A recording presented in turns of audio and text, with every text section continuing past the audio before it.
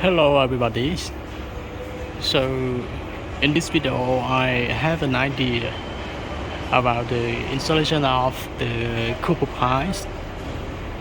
Look at the PVCs. We run our Cooper Pie inside of the PVCs. And how do you think about this?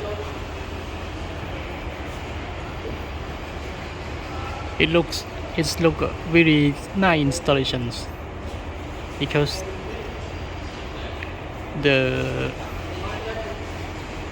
we cannot see the Cooper Pie, we can see only the PVCs, and it is very aligned.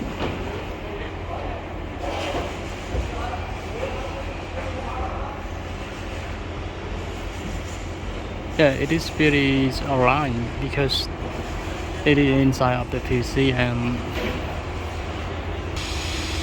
And what do you think about the quality of this, or it has any problem? If you have any ideas, please comment on this video. Thank you.